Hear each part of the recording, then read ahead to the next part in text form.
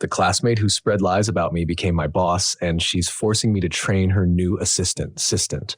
I never thought I'd dread going to work quite this much, not after all the time and energy I'd invested in finding a decent job, building my professional skills, and climbing out of the rut that was my early post-college life. Yet here I was, standing in front of a gleaming office tower, my stomach a knot of anxiety, wishing I could snap my fingers and be anywhere else. The reason for my dread was simple, though no less humiliating for its simplicity. My new boss was a woman I'd known years ago, back in high school, a classmate named Lara who had once spread vicious lies about me. Not only did she outrank me at our current company, but she also insisted I'd be the one to train her brand new assistant. In other words, I'd be forced to spend long hours under her watchful gaze, guiding a newcomer who might well become her closest ally. It felt like stepping back into a teenage nightmare, one I'd tried to bury in the past. I was 28, working in corporate marketing at a mid-sized firm called Crescent and Pine, or C&P for short. I'd spent the last 3 years honing my skills there, starting as a junior copywriter, gradually earning the respect of my team. They recognized my knack for analyzing consumer data and fine-tuning brand narratives, so I got promoted to an associate marketing strategist. It wasn't the highest rung, but it offered me a chance to design campaigns, manage small projects, and dip my toes into managerial tasks. I'd begun to feel comfortable, even content, believing I was forging a good reputation here, free from the baggage of my adolescence.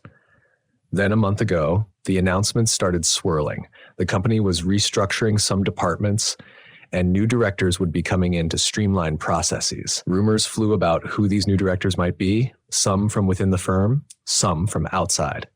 My immediate boss, Meredith, was rumored to be moving to another division, leaving a vacancy in our marketing team's leadership.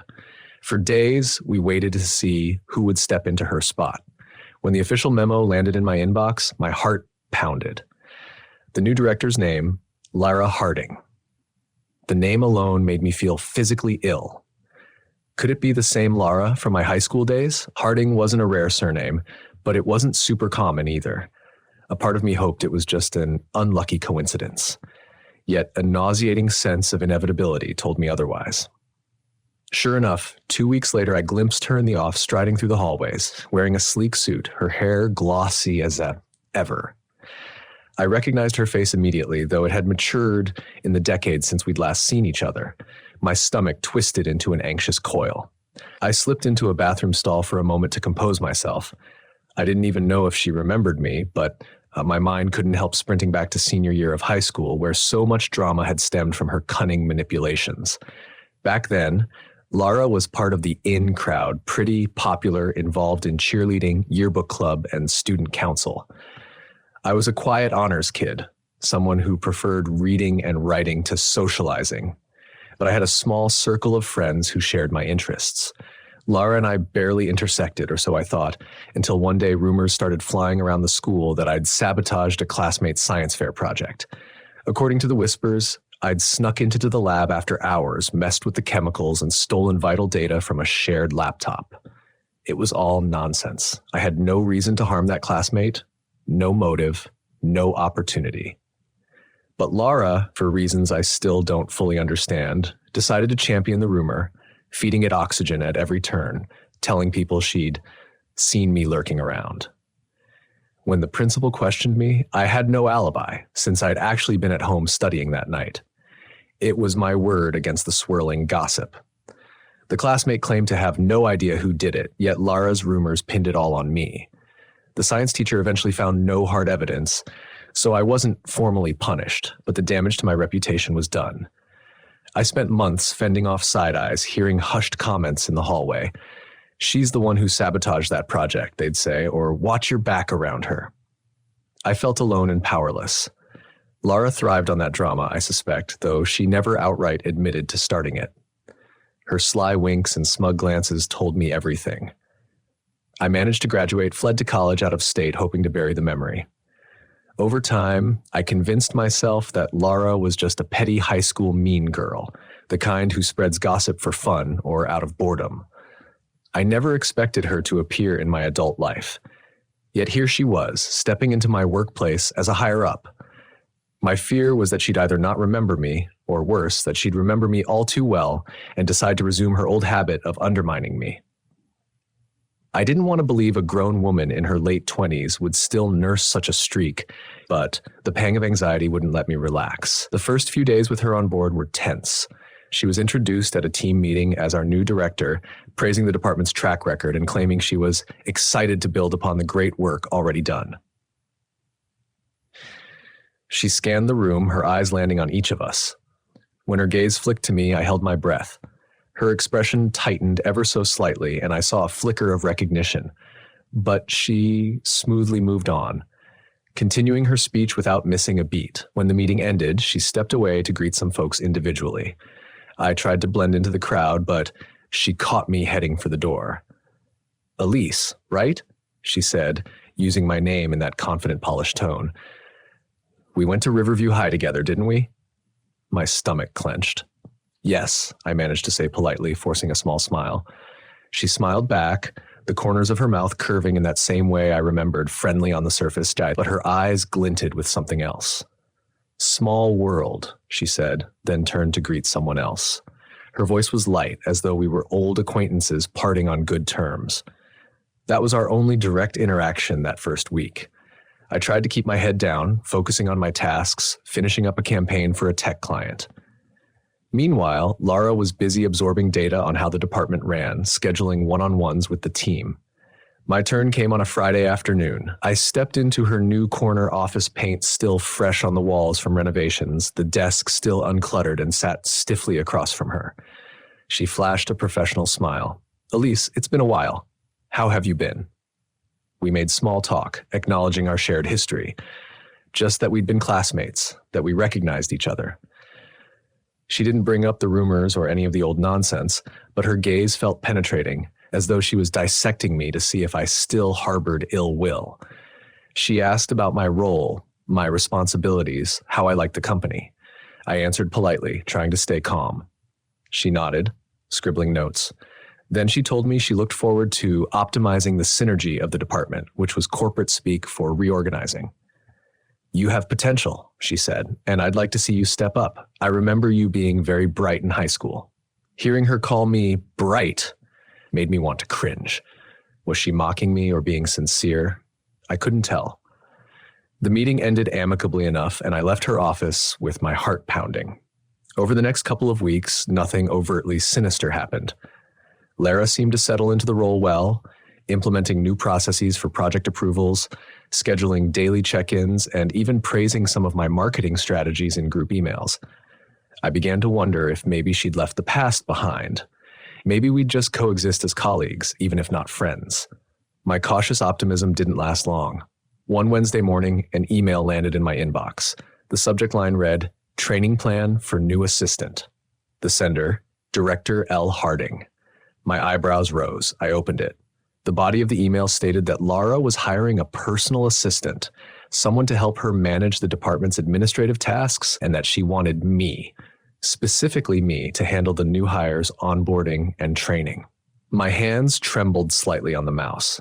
I stared at the screen, rereading her instructions. I was to compile all relevant departmental policies, project management procedures, software tutorials, and walk the new assistant through them over the course of 2 weeks. Then I'd be responsible for checking the assistant's progress. Meanwhile, I'd still handle my normal workload. Her email ended with a short line. "I trust you'll do an excellent job in this, Elise. Let me know if you have questions." No mention of whether I had a choice or if I had time to add this to my plate. It was clearly an order, disguised as trust. My chest felt tight. Part of me whispered that this was just standard procedure. Somebody had to train the new employee, after all. But another part recalled how in high school, Lara used to single me out, volunteering me for tasks I didn't volunteer for in group projects, then spinning it to make me look incompetent if I refused. Was this her adult version of the same tactic? Trying to remain professional, I replied, "Thank you for the assignment. I'll prepare the training materials. Please let me know when the assistant starts." She responded within minutes. "She begins next Monday. I expect you to be ready." Short, blunt, no warmth. I sighed, reminding myself I could handle a few extra tasks, as long as she didn't sabotage me. Over the next few days, I scrambled to gather training documents, wrote up a step-by-step guide to CNP's project tracking software, compiled best practices for marketing proposals, and so forth. I had no idea who this assistant was. Lara gave me zero info beyond a name, Hannah, and a start date. I tried not to worry too much, reminding myself I was good at training and explaining procedures. If I handled this well, maybe Lara would see I was a capable team player.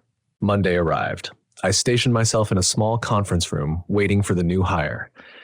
At exactly 9 a.m., a petite woman with curly black hair peeked in. She looked about my age, dressed in business casual slacks and a neat blouse. She introduced herself as Hannah Reese. Soft-spoken, a bit nervous, but with a friendly smile. I welcomed her, gave a quick overview of the day's plan. She seemed eager to learn. We settled into a routine. I walked her through the org chart, the marketing pipeline, the software logins. She asked thoughtful questions, scribbling notes. I found her easy to get along with.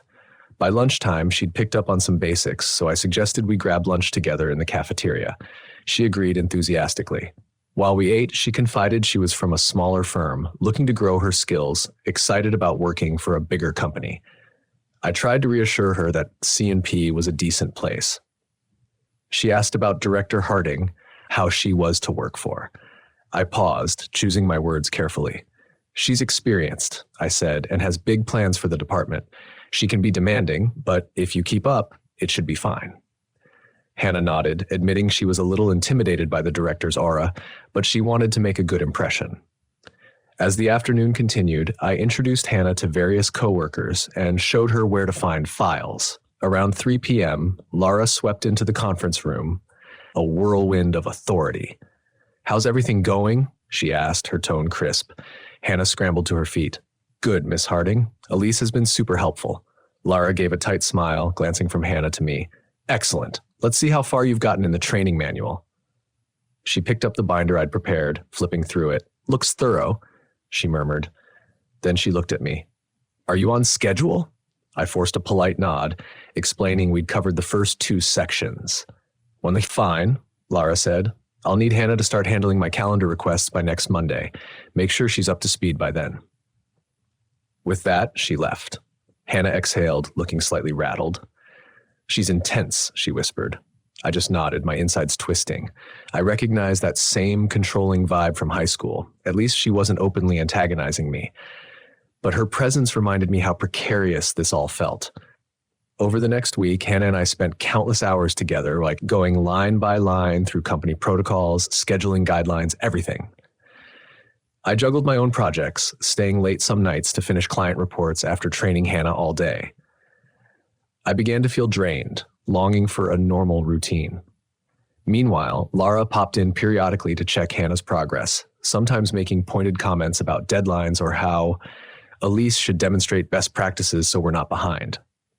Her emphasis on should grated on me, as if implying any failure would be my fault. One afternoon, she scheduled a one-on-one with Hannah, presumably to evaluate how the training was going. Hannah returned looking uneasy, but said only that Lara asked a lot of questions about the structure of the training. I tried not to read into it. On the final day of the 2-week training period, Lara called Hannah into her office for a brief talk. Hannah emerged a half hour later, pale. "She wants me to start assisting with some departmental reorganization tasks right away," Hannah told me, sounding nervous. Like, she wants me to work closely with her on mapping out new workflows for the entire marketing team. I tried to keep my face neutral. So basically, Hannah would be Lara's direct right-hand woman in shaping the new processes, meaning she'd have Lara's ear on a daily basis. That dynamic worried me. Not that I distrusted Hannah, she seemed earnest and sweet. But if Lara wanted a puppet to enforce her new structure, she'd have one. Possibly at my expense, if she decided to single me out or hamper my progress. I told Hannah encouragingly that she could handle it, and she sighed, saying she hoped so, that she felt out of her depth. I patted her shoulder, wishing I could calm her nerves and my own. "You'll do fine. Just be organized. Ask questions when you need to." Things accelerated after that. Lara began unveiling changes, new reporting lines, different project management software, a stricter protocol for requesting resources. She insisted the entire marketing department adopt these changes swiftly. For me, it meant relearning systems I'd grown comfortable with, adjusting my approach. Meanwhile, Hannah grew busier, running around collecting data for Lara, scheduling endless meetings, sending out directives. I rarely saw Hannah just sitting quietly anymore. She was always on the move, sometimes apologetic if she bumped into me. "Sorry, I have to deliver this to Miss Harding," she'd murmur before scurrying off. I felt a pang of sympathy. Lara's demands were obviously high, but it also meant I lost the closeness we'd had during her training period. She was effectively in Lara's orbit now. One afternoon, I discovered a major glitch in the new project tracking system. The data from an older campaign had been mislabeled, leading to erroneous budgets being displayed for our next quarter. I spent hours verifying the error, ensuring it wasn't user mishandling, but a genuine system oversight. Worried about deadlines, I approached Hannah, thinking she'd relay the info quickly to Lara. But Hannah was swamped and her expression turned anxious. "Miss Harding specifically told me not to distract her with minor software bugs," she said. "Maybe you can just fix it yourself?" I explained that it wasn't a trivial bug. It required either admin-level privileges or vendor support. "We need Lara's sign-off," I insisted. Hannah fidgeted, glancing at her watch. "She's in back-to-back meetings. I could try to find a time slot tomorrow morning." That was almost 24 hours away, and our budget updates were due sooner. My frustration spiked. I really need her attention, or at least a quick response. Maybe an email? Hannah shrugged, apologizing again but looking helpless. "I'll do what I can, but she's been very adamant that she doesn't want me interrupting." With no choice, I emailed Lara and copied Hannah, stressing the urgency. Hours passed, no reply. The clock ticked. I ended up calling the vendor myself, trying to navigate the fix with my limited permissions. It was a messy process, cost me half a day, but I managed a workaround. I stayed late, finishing my other tasks. As I left the office at nearly 8 p.m., my resentment toward Lara simmered. It felt like she was ignoring me on purpose, or at least deprioritizing my concerns, maybe hoping I'd fail or miss the deadline. The next morning, I got an email from her, time-stamped 1 a.m. "I see you already handled the system error. In the future, route such issues through my assistant. Thanks." No acknowledgement of the trouble it caused. "Thanks for staying late." Just a curt note. I gritted my teeth, feeling the old bitterness from high school creeping in. She was treating me like some incompetent subordinate, or maybe trying to set me up so I'd fail. I tried venting to a colleague, Sam, who worked on the design team. Sam listened sympathetically, saying he'd also noticed Lara's aloofness. "She's nice to me, though," he added. "Maybe she just has a lot on her plate." I forced a smile, not wanting to spread negativity, but inside I felt isolated. This was exactly how I felt in school, like I was on the outside of a clique that Lara manipulated from within. In the following weeks, Lara's reorganization continued in full force. Some people got new responsibilities, others lost certain privileges. A few parted ways with the company. Rumors swirled about layoffs. Meanwhile, I toiled away, trying to keep up. One day, Lara announced an all-hands meeting to discuss the new structure. She stood at the front of the room, flanked by Hannah, who clicked slides on a projector. Lara's voice was polished, confident. "I see a bright future for our marketing department," she said, "but we need efficiency, accountability, and synergy." She detailed a new approach where project leads would have stricter deadlines and all resource requests had to go through her or Hannah. Then came the bombshell. "We'll also be evaluating each team member's performance in the next month to ensure we have the right fit for every role." My heart sank. Was that code for more cuts? She didn't elaborate, but concluded with, "I trust you'll all do your best." I glanced around, seeing uneasy expressions on my colleagues' faces. As we dispersed, I caught Hannah's eye. She looked apologetic, like she knew these changes were harsh, but felt powerless to alter them. That evening, I tried calling my best friend from outside work, Tiana, to vent. Tiana remembered my high school traumas well, including how Lara had made me a social pariah. I recounted the dynamic at the office, now my fear that Lara was systematically positioning me for failure or at least making me miserable. "Maybe she's still holding a grudge," I said. Tiana was indignant. "That's petty. It's been years. But it sounds like she hasn't changed. Watch your back." I sighed, wishing I had a better strategy. Tiana suggested I keep meticulous records of all communications, ensure I fulfill every directive to the letter so Lara couldn't twist anything. If she tries to sabotage you, you'll have proof, Tiana said, and maybe look for another job, just in case. The thought of leaving a company I'd invested 3 years in felt disheartening, but I acknowledged it might be safer. Determined not to let Lara undermine me quietly, I began documenting everything, every email from her or Hannah, every new assignment. I kept a journal of my tasks and who assigned them, plus how I completed them. I made sure to stay polite and professional in all communications, never giving her reason to accuse me of insubordination. I also took care to maintain good relationships with the rest of the team. If Lara wanted to isolate me, she'd find it harder if I had allies. Sam, the design colleague, and I started collaborating more closely. I offered help to new hires in other departments, hoping to demonstrate my teamwork. Perhaps if Lara tried to paint me as incompetent, my track record and rapport with coworkers would speak otherwise. One Monday morning, a new drama brewed. Lara announced she was traveling out of state for a client pitch. She demanded that I handle a crucial account's deliverables while she was gone. She gave me a briefing that felt incomplete, no mention of the client's latest preferences or the timeline for certain approvals. I politely asked for clarifications, but she shrugged it off, saying, "Figure it out. That's what I expect from you." Then she turned to Hannah. "Make sure Elise has everything she needs. Yes?" Hannah nodded, taking notes. I frowned, feeling uneasy. With a big pitch like that, last-minute details could be crucial. But Lara was already striding away, suitcase in hand. I approached Hannah. "Could I see the full client file? I want to check any updates." Hannah looked flustered, saying she wasn't sure where the file was. Miss Harding might have taken it with her, or it might be on the share drive. Let me check. We both searched the digital folders. The file was nowhere to be found. I tried emailing Lara, no response. My anxiety soared. Was she deliberately withholding information? Without the latest data, how could I meet the client's demands? For 2 days, I scrambled, contacting the client's point person for clarifications. Thankfully, they provided some of what I needed, though they seemed confused about why the new director wasn't handling it.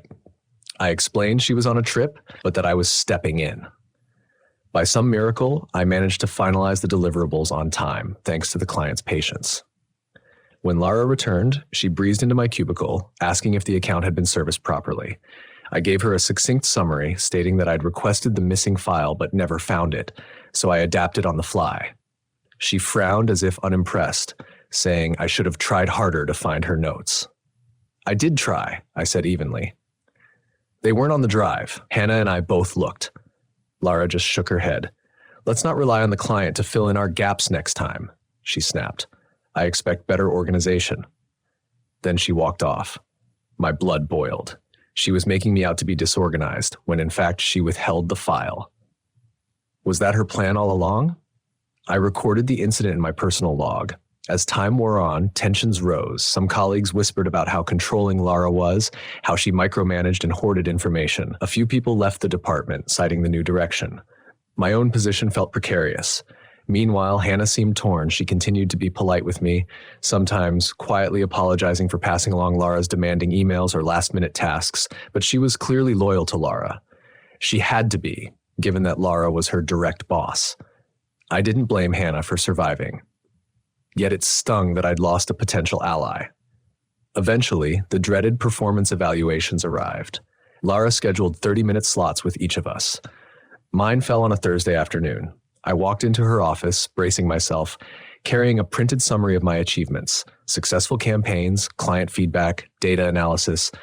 I planned to preempt any negativity by showcasing my track record. Lara greeted me with that same polite smile. "Elise, let's review how you've been doing under our new system." We sat down. She skimmed my summary, occasionally raising an eyebrow. Then she launched into her assessment. She praised some of my earlier projects, but criticized my lack of initiative in adapting to the reorg. "I've noticed you rely heavily on older processes, sometimes waiting for others to give you info," she said. My anger flared. I'd been forced to wait for info because she withheld it.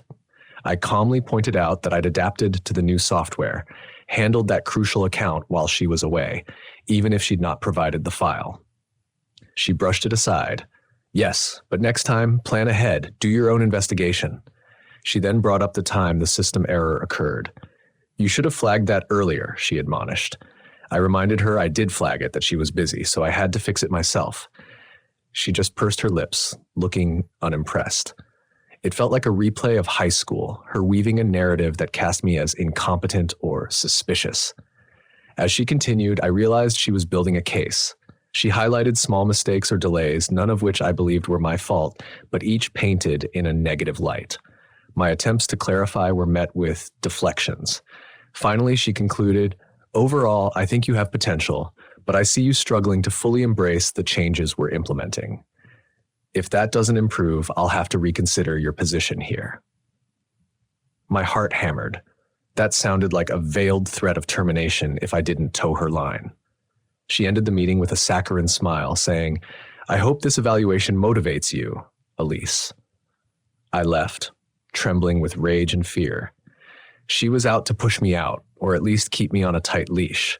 That night, I sat in my apartment, staring at job boards. Tiana's suggestion to look elsewhere felt more urgent. But something in me still wanted to fight for my place at CNP. I'd built relationships, gained experience. Why should I flee just because Lara wanted me gone? I weighed my options. Meanwhile, I had that log of incidents and my achievements. I decided if push came to shove, I'd present them to HR. But corporate HR might not side with me unless there was blatant harassment or discrimination. And so far, Lara's moves, while suspicious, were subtle enough to have blatant wrongdoing. She was just giving me enough rope to hang myself, figuratively speaking, letting me appear incompetent through orchestrated confusion. A glimmer of hope arrived in the form of an internal job posting. Another department in the company, Consumer Insights, needed a marketing strategist with data analysis chops. That was right up my alley. If I transferred internally, I'd remain at CNP, but escape Lara's direct chain of command. I emailed the hiring manager expressing interest. She was receptive, saying she'd love to see my application.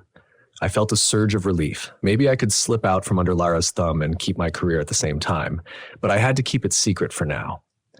If Lara found out, she might sabotage my transfer. So I quietly prepared my resume and writing samples, planning to apply within a week.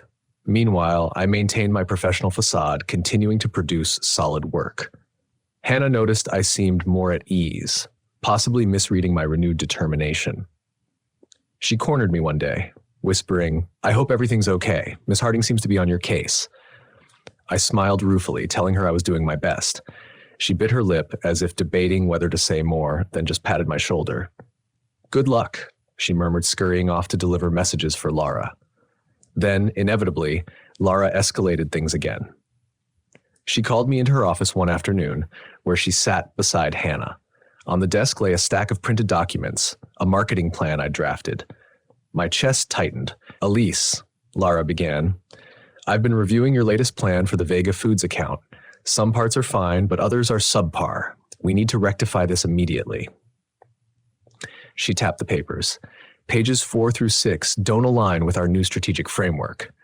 I frowned, recalling that I'd asked for her feedback earlier but never got it. I tried to remain calm. I based the plan on the existing client briefs, plus the reorg guidelines from last month. Could you clarify what's subpar? She looked at Hannah. Hannah, read the relevant section, please. Hannah complied, reading aloud a passage that described the timeline for social media rollouts. Lara interrupted to say it contradicted the newly revised timeline policies. I explained that I wasn't aware the timeline policies had changed again. She gave me a thin smile. We updated them last week. Hannah emailed everyone. I'd never seen such an email. I said so, glancing at Hannah. She stammered, I thought I included everyone. Maybe you missed it? My stomach sank. Another instance of me being left in the dark. Lara pounced. Well, this is what happens when you're not vigilant, Elise. You can't blame others for your oversight. I wanted to scream, but I kept my composure. I'll correct it immediately, I said. Anything else? She smirked slightly. Yes, the budget projection also fails to incorporate the new cost-saving measures I introduced in last week's memo. Another memo I apparently never received. My pulse raced. Was Hannah told not to send these updates to me, or was it an honest mistake? Either way, Lara pinned the blame on me. We can't have marketing leads who can't keep up, she concluded. Revise this plan by tomorrow or I'll assign it to someone else. Feeling humiliated, I nodded stiffly. Understood. She dismissed me, turning to Hannah for some follow-up discussion. I left, cheeks burning, tears threatening to spill. This was it. She was isolating me from crucial updates. If I complained, she'd claim it was Hannah's mistake, or even mine for not checking. I was done playing her game. After work, I had a phone call with a hiring manager in Consumer Insights, confirming my interest. She sounded enthusiastic, asking me to send my formal application. I promised I would. That night, I painstakingly updated my resume, wrote a cover letter emphasizing my data-driven approach. I pressed submit with trembling fingers, praying I'd get the role before Lara fired me. Days passed. I heard from the Consumer Insights manager that I'd likely get an interview next week. My hopes soared. But I had to survive until then. That meant continuing to navigate Lara's sabotage. I tried to circumvent missing emails by regularly scanning every public folder for updates, speaking to other team members to confirm changes. I overheard some complaining about Lara's micromanagement, but none seemed as targeted as me. The day of my interview arrived. I dressed neatly, leaving my desk during lunch to meet with the Consumer Insights manager and her small interview panel. The conversation went well. They admired my portfolio, my approach. They said they'd make a decision soon. I walked out feeling a cautious optimism, imagining a future free from Lara's petty vendettas. But Lara caught wind that I was away from my desk, though I'd told my immediate coworker I was stepping out for a lunch meeting. That afternoon, she confronted me in the hallway. "Where were you for an hour earlier?" she demanded. I calmly said I was at lunch. She narrowed her eyes. An extended lunch, it seems. If you have personal errands, schedule them off hours. I bit back a retort. I'll keep that in mind. She stared at me, as if suspecting something, but she had no proof. She released me with a curt nod. My heart pounded, hoping she didn't guess about the internal interview. The following week, I got an email from Consumer Insights. They'd like me to join their team, pending approval from HR and my current manager. My spirit soared. Then I remembered my current manager was Lara. She'd have to sign off on my transfer. My joy curdled into anxiety. If she was truly out to sabotage me, she might block it. Still, I had to try. The hiring manager said she'd forward the official request for a manager's sign-off. The next day, I got a call from her, her tone uneasy. Lara said she wants to discuss your potential move privately first. That sounded ominous. My heart sank, but I thanked her. So Lara was going to have a direct say in whether I could escape. Great. Sure enough, Lara summoned me to her office that afternoon. I stepped in, noticing Hannah by her side. Lara's face was impassive, but I sensed anger beneath it. "So, Elise," she said slowly, "I hear you're seeking a transfer to Consumer Insights. Why didn't you discuss this with me beforehand?" I swallowed. "It's an internal posting," I applied. "Usually one notifies the current manager after acceptance." She arched an eyebrow. "Typically, yes, but I see it as a sign you're unhappy with our department. Is that correct?" Her voice dripped with condescension. My pulse raced. "I've enjoyed working in marketing," I replied carefully, "but the Consumer Insights role aligns closely with my analytical strengths. It's a good career step." She drummed her fingers on the desk. "You're aware that the final approval rests with me?" I nodded, chest tight. She stared at me for a long moment, then said, "I'm not sure you're the right fit for that role. Your performance here suggests you struggle with new procedures. Insights is even more data intensive." I bit down on my frustration. "I actually thrive on data," I said. "My track record with client analytics speaks to that." She smirked. "Perhaps you do, but your recent performance evaluations haven't been stellar, have they?"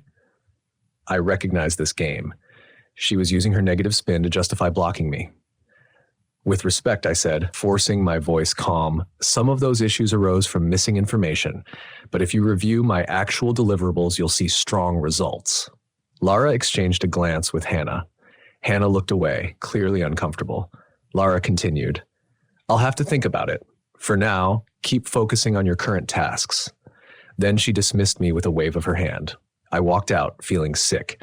She'd likely sabotage my transfer, citing performance concerns. I couldn't see a way around it. A week dragged by with no update. The Consumer Insights manager told me off the record that Lara was voicing doubts about me, so they were hesitating to finalize. My frustration peaked. Lara was about to entrench me or possibly push me out. Late one evening, as I scrolled through job listings outside the company, my phone buzzed. It was Hannah's number. Confused, I answered. She sounded nervous, saying she had to talk to me privately. We arranged to meet at a coffee shop near the office the next morning before work. I showed up early, sipping a latte. Hannah arrived, looking over her shoulder as though expecting to be followed. She sat down, exhaling. "I feel terrible about this," she said in a hushed tone, "but you deserve to know. Miss Harding is definitely trying to block your transfer." My stomach lurched. "She told you that?" Hannah nodded, eyes downcast. "Yes. She told me to feed negative feedback to the Consumer Insights Manager if asked. She also wants me to keep you out of certain email threads so you look uninformed." My fists clenched, so my suspicions were correct. "Why are you telling me?" I asked quietly. Hannah swallowed. "Because it's wrong. You're a good person. You helped me when I was new. I can't keep silent, but I'm stuck. I need this job." My anger softened into sympathy. "I understand," I said. "I won't reveal you told me." She nodded gratefully. So the sabotage was explicit. Lara was recreating our high school dynamic on a larger stage, tarnishing my reputation so I'd remain stuck or get fired. Now that I had confirmation, I felt a surge of resolve. "Thank you for telling me," I said to Hannah. "I won't let her know, but I'll do something about it." Hannah looked relieved, though still anxious. "I'm sorry," she whispered. "She's so controlling. She threatened to fire me if I didn't follow orders." My heart broke for her. "Hang in there," I said. "I'll handle it." After we parted, I decided enough was enough. The next day, I requested a meeting with our HR representative, a woman named Celia. I marched in armed with my documented incidents, emails, and notes, carefully explaining how Lara was undermining me, withholding vital info, giving negative evaluations despite my strong performance, and now blocking my transfer with false claims. Celia listened, frowning. She asked for specifics. I showed her some email chains that hinted at the sabotage, like where I specifically asked for files, got no response, then was scolded for missing them. I also had logs of tasks I completed successfully, plus performance metrics that contradicted Lara's negative claims. I didn't mention Hannah by name, not wanting to drag her in. Celia sighed. "This is serious. We don't condone retaliation or sabotage. However, we need clear proof to confront a director." I gave her what I had, though I acknowledged it might not be bulletproof. Celia promised to look into it and talk to the Consumer Insights Manager. "If Lara is giving false feedback about you, that's not acceptable," she said. "We'll do an internal review." The next week was tense. I sensed Lara might suspect I'd gone to HR. She seemed extra cold, making snide remarks about company loyalty in team meetings. Meanwhile, the Consumer Insights Manager told me HR had asked for my performance data. She said she was still interested in me, but needed to see the HR review outcome. Days felt like weeks. Hannah avoided me at the office, obviously scared of being caught talking to me. I tried to keep my head down, delivering flawless work. If I gave Lara any real ammo, she'd pounce. Finally, Celia from HR called me in. She said they'd completed a preliminary investigation, speaking to the Consumer Insights Manager and reviewing my records. They also gleaned some internal feedback from undisclosed sources, possibly Hannah or maybe others. It appears there's sufficient evidence that Miss Harding has been withholding information and providing misleading negative evaluations, Celia said. My relief was immense. "What happens now?" I asked. Celia explained that the company would not tolerate such misconduct, especially if it interferes with legitimate internal transfers. "We're prepared to allow your transfer to Consumer Insights. The manager there has signed off, pending your acceptance. As for Miss Harding, I can't discuss personnel actions, but rest assured we're addressing this." I almost sagged in my chair with gratitude. Finally, a win. I told Celia I'd accept the transfer. She said I could move in 2 weeks. I thanked her profusely. As I left, my chest felt lighter than it had in months. Lara's sabotage had failed. Part of me wondered if she'd face disciplinary action or if she'd just get a reprimand. Either way, I was free from her domain. When the news officially broke that I was transferring, I avoided any direct confrontation with Lara. She never asked for a meeting, nor did she congratulate me. She basically ignored my existence. I noticed Hannah giving me a tiny smile in the hallway. It felt like a secret victory. Meanwhile, my colleagues in marketing gave me a farewell lunch. Many said they'd miss me, a testament that I wasn't the incompetent slacker Lara had tried to paint me as. On my last day under Lara, I cleaned out my desk. She strolled by at one point, stopping briefly. "So you're leaving?" she said flatly. I looked up, heart pounding. "Yes, I'm moving to Consumer Insights," she nodded, arms crossed. "You got your way, I see." The hostility in her tone was unmistakable. I didn't rise to it, just said, "I'm looking forward to continuing my growth at C&P in that department." She arched an eyebrow. "Well, good luck." It sounded more like good riddance. Then she turned and walked off. And so I left the marketing team, stepping into the bright corridor that led to my new role. A weight lifted from my shoulders. Over the following weeks, I settled into Consumer Insights, discovering a supportive environment where the manager valued my input. Freed from Lara's manipulations, I thrived. My new team appreciated my data-savvy approach, and I quickly proved myself. I even got to design a cross-departmental analytics project, ironically, requiring me to interact with the marketing department for some metrics. But I dealt mostly with one of Lara's subordinates, not her directly. Occasionally, I'd spot Lara in the cafeteria or passing in the hallway. She'd either avert her eyes or give me a cold glance. I didn't mind.